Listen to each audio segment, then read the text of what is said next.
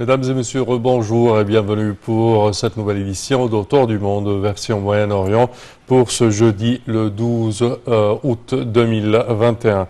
On commence tout de suite avec ce compte-rendu. Le président Abdel Fattah el-Sisi reçoit une délégation de haut niveau des Émirats arabes unis. Je cite, l'Égypte s'intéresse à promouvoir les relations avec les Émirats arabes unis en faveur des intérêts des deux pays et des deux peuples frères. L'Égypte prévoit également de nouvelles perspectives de coopération dans tous les domaines, notamment dans les secteurs dont les pays jouissent d'avantages préférentiels. C'est ce qu'a affirmé le président Abdel Fattah el-Sisi mardi lors de sa réception au siège de la présidence dans la nouvelle ville d'Al Alamein, une délégation émirati présidée par le conseiller émirati pour la sécurité nationale, Cheikh Tahnoun Ben Zayed Al Nahyan. Et pour plus de détails, voici un compte rendu signé Salih Hamed et Ayachal. El-Sisi a reçu mardi au siège présidentiel de la nouvelle ville d'Al Alamein une délégation émirati de haut niveau dirigée par le conseiller à la sécurité nationale des Émirats arabes unis, Cheikh Tahnoun Ben Zayed Al Nahyan.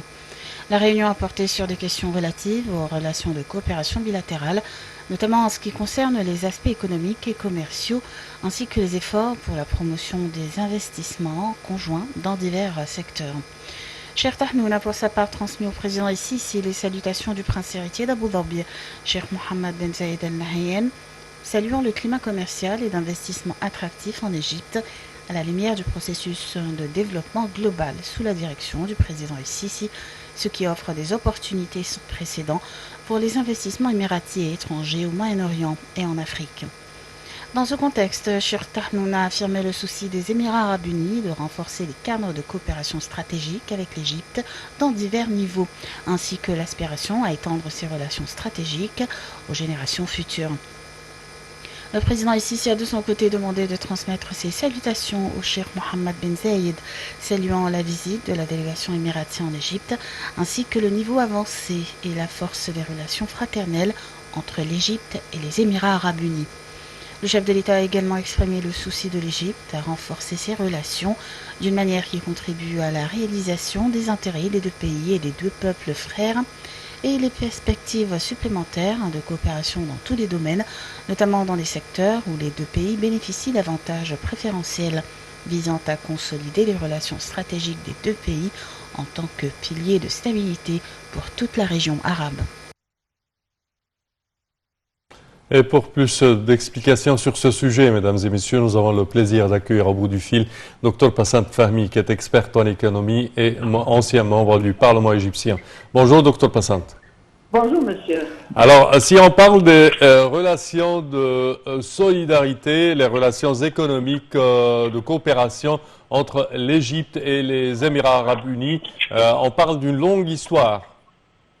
Bien sûr, ce sont des relations qui datent depuis des décades. Et la région tout entière avait des relations avec l'Égypte, non seulement les Émirats, mais aussi toute la région. Oui. Mais à cause de tout ce qui se passe sur le globe et le monde entier, le développement des relations régionales est devenu, comme on appelle, une nécessité. C'est-à-dire que ce n'est plus le temps que chaque pays peut travailler tout seul. Oui. Au contraire, nous devons coopérer ensemble pour commencer d'une façon régionale et ensuite d'une façon mondiale. C'est-à-dire les relations régionales vont être coopération de solidarité, si vous voulez. Il y a beaucoup de projets, en fait, on ne va pas être en état de compétition, mais au contraire en état de coopération et de construire comme on appelle, des projets solides qui peuvent vraiment aider à se développer dans cette période très difficile où le monde entier en passe. Oui. Vous voyez, il y a de grands problèmes que le monde entier confronte, que ce soit la pauvreté, la sécheresse, le manque d'alimentation, le changement de climat, comme vous voulez. Alors là, les relations régionales sont très importantes. En ce qui concerne les Émirats, c'est un pays qui a des relations avec l'Égypte qui datent depuis des décades. Ce sont des hommes d'affaires très, comme on appelle, successful, comme on dit. Ils ont des succès partout sur le monde. Ils ont beaucoup de projets en Égypte aussi.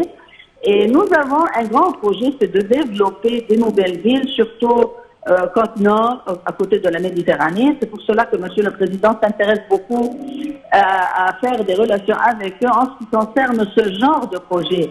Et eux aussi, ils s'intéressent beaucoup. Et ce projet-là, c'est pas question, ce n'est pas un projet de développement économique en ce qui concerne des usines et de l'agriculture verte et bleue, mais aussi du tourisme. Et c'est un pays qui travaille très bien en ce qui concerne le tourisme. Ils aiment l'Égypte et l'Égypte aussi les aime, on se connaît très bien. Alors le développement d'une coopération beaucoup plus profonde est très important dans cette période-là. Je répète, les relations régionales sont devenues un objectif pour tous les pays du monde. Oui, je dirais qu'avec également plusieurs relations stratégiques entre l'Égypte et plusieurs pays frères, tels que par exemple les Émirats arabes unis, l'Arabie saoudite, de part et d'autre, et également la Grèce et Chypre. On parle d'alliances stratégiques que l'Égypte tisse de nos jours et qui fortifie tous ces pays ensemble.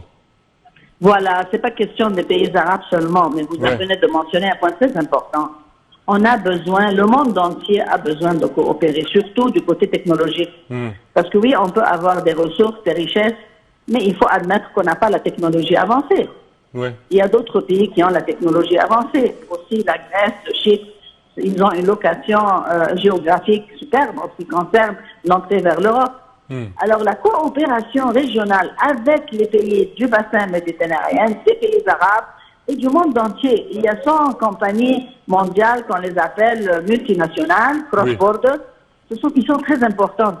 Et nous devons comprendre que ces 100 compagnies-là sont distribuées sur plusieurs pays très avancés. Alors la coopération internationale, ça doit être notre objectif principal. Et je pense que ça, c'est honnêtement l'objectif du gouvernement égyptien et de M. le Président. On est ouvert à coopérer avec le monde entier pour le bien du monde entier. Parce qu'après ce qui s'est passé et ce qui continue de se passer, ces gens-ci sur la terre tout entière, a prouvé qu'il n'y a pas un pays, et je répète, un pays qui peut vivre en paix, et le reste, et le reste va être détruit. Alors ça, c'est une stratégie égyptienne qui va se développer, Inch'Allah, dans le futur d'une façon plus sophistiquée. Parfait. Docteur Passant Fahmy, nous tenons à vous remercier de votre contribution. Merci à vous. Chers téléspectateurs, nous enchaînons avec cette information. En Algérie, des dizaines de morts dans les incendies toujours en cours. Des dizaines de personnes sont mortes dans les incendies qui ravagent le nord de l'Algérie. Des feux par dizaines avivés par la chaleur extrême et contre lesquels pompiers, militaires et volontaires tentent désespérément hier de lutter. Les incendies ont débuté lundi soir en Kabylie. Plusieurs personnes ont été portées disparues. Le président algérien Abdelmejid Tebboune a décrété un deuil national de 3 jours à partir de ce jeudi. Des images impressionnantes accompagnées d'appels à l'aide circulent sur les réseaux sociaux avec des troncs calcinés, du bétail agonisant et des villages assiégés. Alors que l'Algérie fait face à une vague de chaleur extrême, des vents compliquent la tâche des secouristes, selon un responsable local des forêts cité par l'agence officielle APS. L'Égypte a exprimé ses sincères condoléances au peuple algérien frère ainsi qu'aux familles des victimes, affirmant son plein soutien à l'Algérie dans cet incident douloureux. Le président français Emmanuel Macron a annoncé envoyer 2 Canadair et un avion de commandement pour aider à lutter contre les incendies. L'Algérie a en outre conclu un accord avec l'Union européenne pour l'affrètement de 2 avions bombardiers d'eau qui seront déployés à partir de ce jeudi, alors que le Maroc voisin s'est dit aussi prêt à aider l'Algérie. Le Premier ministre algérien a évoqué plus de 70 incendies dans 18 wilayas du nord du pays. Chaque année, le nord de l'Algérie est touché par des feux de forêt. Ce phénomène s'amplifie tandis que les incendies se multiplient sur la planète. L'augmentation de la température, la multiplication des canicules et la baisse des précipitations par endroits est une combinaison idéale. Et en Tunisie, l'état d'exception proclamé par le président respecte la Constitution. L'ambassadeur de la Tunisie en France défend le limogeage du chef du gouvernement, la suspension des travaux du Parlement et la levée de l'immunité parlementaire des députés annoncée le 25 juillet par le chef de l'État tunisien Kais Saïd. Pionnière dans sa région à faire le choix d'abolir l'esclavage en 1846, la Tunisie est le premier pays arabo-musulman à se doter d'une constitution en 1861. En août 1956, elle s'est également illustrée dans son environnement régional en promulguant un code de statut personnel avant-gardiste et interdisant la polygamie.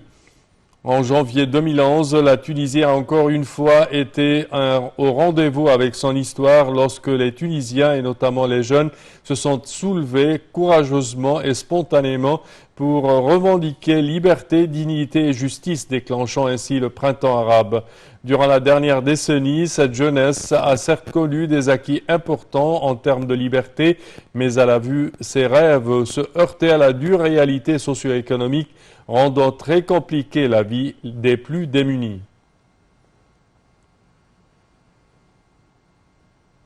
Liban explosion, plusieurs partis boycottent une séance parlementaire. Plusieurs formations politiques libanaises ont fait part hier de leur intention de boycotter une séance parlementaire destinée à débattre d'une proposition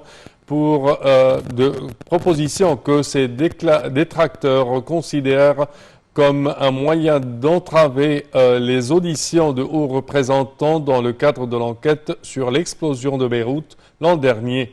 Plus d'un an après l'explosion portuaire du 4 août 2020 qui a tué plus de 200 personnes, blessé des milliers d'autres et ravagé des pans entiers de la capitale, aucun haut représentant libanais n'a été tenu pour responsable, alimentant la colère d'une grande partie de la population libanaise. Avec l'appel au boycott des groupes parlementaires chrétiens et druzes, il est difficile de déterminer si le quorum sera atteint lors de la séance convoquée de jeudi par le président du Parlement, Nabih Berri. Le seul élément à l'ordre du jour de cette séance est une pétition transmise par un groupe de députés demandant à ce que tout haut responsable, dont le Premier ministre intérimaire, soit entendu par une commission spéciale chargée traditionnellement des affaires qui concernent les anciens présidents et ministres. Et Israël viole les droits humains. Les quartiers de Sheikh Jarrah et de Silwan sont au cœur de la stratégie d'Israël pour étendre son emprise sur Jérusalem-Est qu'il occupe depuis 1967 en poussant les résidents palestiniens hors des murs et en tentant de dissoudre l'identité arabe de la cité. Les colons israéliens convoitent une vingtaine de maisons d'environ 27 familles, s'agissant de 300 Palestiniens, arguant du fait qu'elles sont construites sur des terrains qui appartenaient à des Juifs avant la création d'Israël en 1948. Parallèlement, les autorités égyptiennes continuent à ouvrir le terminal de Rafah des deux côtés, conformément aux directives de la direction politique. Les sources responsables de l'exploitation du passage ont confirmé la poursuite de l'ouverture du passage pour traverser les cas bloqués et humanitaires des deux côtés, en plus d'apporter de l'aide et des matériaux et équipements de reconstruction dans la bande de Gaza. Les sources ont annoncé la présence continue du personnel administratif et technique pour faciliter aux Palestiniens et accélérer l'achèvement des procédures de passage et l'entrée de l'aide et du matériel de reconstruction dans la bande de Gaza. Il est à noter que la traversée a été ouverte exceptionnellement à partir du 16 mai dernier. Et en Libye, inauguration du plus grand centre de vaccination. La Libye a inauguré hier son plus grand centre de vaccination contre la Covid-19, implanté dans le gymnase de la Cité des Sports à Tripoli. Le centre de vaccination est ouvert à tous sans rendez-vous, c'est ce qu'a indiqué l'un des responsables. Il a incité tous les habitants à aller se faire vacciner dans ce centre, le plus grand du pays, où 2000 à 3000 personnes peuvent recevoir un vaccin tous les jours. Des centaines de personnes, nationaux, étrangers et même des personnes en situation irrégulière attendaient hier devant les guichets où ils doivent s'enregistrer avant d'accéder au centre de vaccination.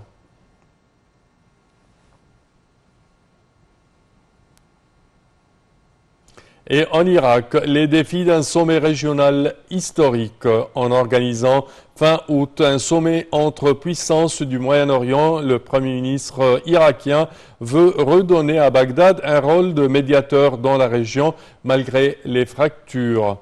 Tous les drapeaux du Moyen-Orient réunis sur une même photo de famille.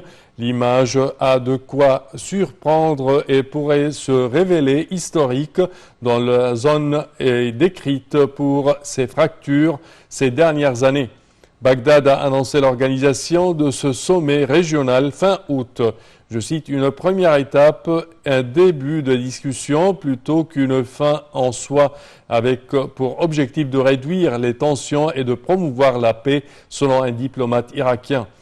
Les pays voisins, la Turquie, la Jordanie, l'Iran, le Koweït ont été les premiers à figurer sur la liste des invités, pas encore rendus publics. Le Qatar et les Émirats arabes unis, l'Arabie saoudite pourraient aussi envoyer une délégation sur place, a-t-il ajouté.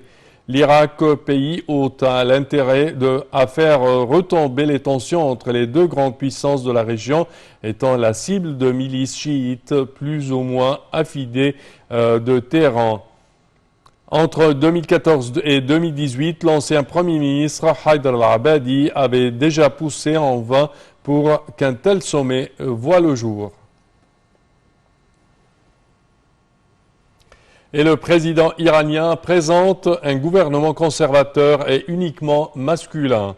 Le président iranien Ebrahim Raïssi a présenté hier son gouvernement au Parlement selon les médias de l'État et proposé un conservateur à la tête de la diplomatie au moment où l'Iran et les grandes puissances tentent de sauver l'accord international sur le nucléaire iranien.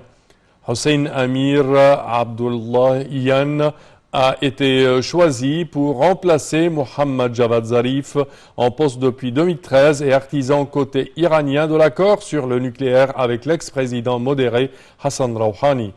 Selon une liste publiée par le gouvernement, il s'agit d'une équipe ministérielle et dominante conservatrice composée uniquement d'hommes. Les candidats pour le nouveau gouvernement devraient être officiellement annoncés samedi par le Parlement, largement dominé par les conservateurs, qui devra, dans les jours à venir, entériner leur nom par un vote de confiance. Hossein Amir Abdullahian est un diplomate prestigieux de l'axe de la résistance. Âgé de 56 ans, il est proche de groupes comme le mouvement libanais Hezbollah, selon les médias iraniens, et auteur de plusieurs articles sur la politique étrangère de l'Iran pour le site du guide suprême iranien l'Ayatollah Ali Khamenei. Raïssi a déclaré soutenir tout plan diplomatique permettant la levée des sanctions américaines rétablies par l'ex-président américain Donald Trump, qui a sorti unilatéralement les États-Unis de l'accord sur le nucléaire iranien en 2018. Ces sanctions, qui avaient été levées un temps grâce à cet accord conclu en 2015 à Vienne entre Téhéran et les grandes puissances, étranglent l'économie iranienne. Et l'Arabie saoudite va rouvrir ses frontières aux pèlerins vaccinés. Après 18 mois de fermeture, l'Arabie saoudite a annoncé qu'elle allait rouvrir ses frontières aux pèlerins étrangers pour le Umrah. L'Arabie saoudite va rouvrir le pèlerinage de la Umrah, le petit pèlerinage à la Mecque, aux pèlerins de l'étranger vaccinés contre le Covid-19, selon l'agence de presse saoudienne officielle. Les autorités saoudiennes commenceront à accepter les demandes d'entrée dans le pays à partir de lundi. Le petit pèlerinage, la Umrah, qui contrairement au Hajj peut être accompli tout au long de l'année, attire en temps normal chaque année des millions de visiteurs du monde entier. L'épidémie de Covid-19 a fortement perturbé les pèlerinages du Hajj et de la Umrah. Jusqu'à présent, seuls les pèlerins vaccinés résidant en Arabie Saoudite pouvaient prétendre à un premier pour effectuer la Umrah. Les pèlerins étrangers désireux de se rendre à la Mecque devront également être vaccinés avec un sérum reconnu par l'Arabie Saoudite et se soumettre aux règles de quarantaine. C'est ce qu'a ajouté l'agence saoudienne, citant le ministère chargé des pèlerinages. Le gouvernement a accéléré début août la campagne de vaccination dans le but de relancer le tourisme et d'accueillir des événements sportifs et des spectacles. La vaccination est désormais obligatoire pour entrer dans les établissements publics et privés, y compris les établissements scolaires et les lieux de divertissement, ainsi que pour utiliser les transports publics.